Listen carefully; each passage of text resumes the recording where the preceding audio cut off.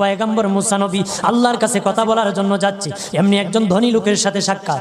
ধনী কয়, মুসা রে, ও মুসা, আমার এত ধন হিসাব রাখতে পারি না, আল্লাহরে জিগাইবানি কি করলে আমার ধন কমবে? মুসা নবী কয়, ঠিক আছে জিগাইবো। একজন বৃদ্ধার সাথে একজন মহিলার সাথে দেখা। মহিলা কয়, মুসা কই যাও, কই যাও রে মুসা? মুসা নবী কয়, তোর পাহাড়ে যাব, আল্লাহর সাথে কথা বল। মুসা রে, আল্লাহরে জিগাইবানি, আমি গরিব মানুষ, আমি ভালো কিছু কিনতে পারি না, ছেলে মেয়েকে ভালো কিছু খাওয়াইতে পারি না, ভাঙ্গা ঘর, এত গরিব, ভালো করে ঘর বানাইতে পারি না, আল্লাহরে জিগাইবানি কি করলে আমার উন্নতি হবে, ধনী হব, টাকা পয়সা হবে, আল্লাহরে জিগাইবানি। আল্লাহ মুসা নবী কয়, ঠিক আছে, আল্লাহরে জিগাইব, তুমি কেমনে ধনী হইবা?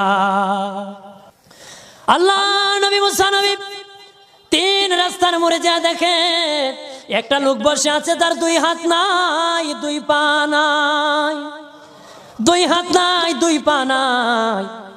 ওই লোক ডাক দিয়া কয়, মুসা রে, জীবনে কোনোদিন নিজে হাঁটতে পারি নাই, নিজ হাতে খেতে পারি নাই, কেউ খাওয়াইলে খাই, নতুবা উপবাস থাকি, বৃষ্টি আসলে ভিজি, সেখানে আমি আবার শুকাই। ও মুসা, জীবনে কোনো কাজে দুনিয়ার লাগি নাই, আল্লাহরে জিগাই বানি কোন কারণে আমারে বানাইছে? আল্লাহ জিগাই মনে মুসা নবী কয়, আল্লাহরে তোর পাহাড়ে মুসা নবী, মুসা ছিল কালিমুল্লাহ, কথা বলার প্রেম ছিল, কথা বলতো, কথা বলার প্রেম ছিল, কথা বলতে বলতে শেষ দিকে কয়, আল্লাহ গো, আসার সময় তিনটা লোক আমার কাছে প্রশ্ন করেছে, একজন লোক হলো ধনী, কিভাবে তার ধন কমবে গো? আল্লাহ বলেন, মুসা রে, তারে জানায়া দাও যাকাত দেওয়া যেন বন্ধ করে দে, শুকরিয়া আদায় করা যেন বন্ধ করে দে, তাহলে আমি প্রভু আল্লাহ সুবহানাহু ওয়া তাআলা তার ধন কমায়া দিব। যদি শুকরিয়া আদায় বন্ধ করে, তাহলে ধন আমি কমাই দেব।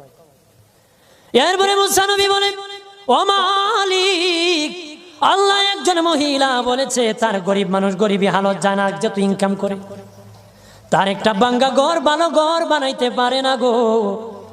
ও প্রভু, কি করলে তার ঘর উন্নতি হবে, তার অবনতির থেকে উন্নতি হবে? আল্লাহ বলেন, মুসা রে, মহিলারে জানাইয়া দিও, তারে আমি যা দিয়েছি তার উপর যেন সে শুকরিয়া আদায় করে। মুসা নবী বলে, মালিক, তিন রাস্তার মোড়ে গো আল্লাহ, একটা লোক তুমিও দেখতেছো যার হাত নাই, পা নাই। কত মানুষ হাত নাই গো, কত মানুষের পা নাই রে। আল্লাহ কত সুন্দর হাত পা দিয়েছে, কত সুন্দর জবান দিছে, শ্বাস দিতেছে আর নিতেছে। আইসিইউ লাইফ সাপোর্টে যদি একদিন তাকে 50-60 হাজার টাকা লাগে রে। 80 বছর, 100 বছর, 40 বছর, 25 বছর আল্লাহ হায়াত দিল রে। বলো রে শাস্তাগঞ্জের সুন্নি জনতা, আল্লাহরে জীবনে কয় টাকা তোমরা দিছো? কয় টাকা আল্লাহরে দিছো? এদের শ্বাস দিল, অক্সিজেন দিল আর নিল।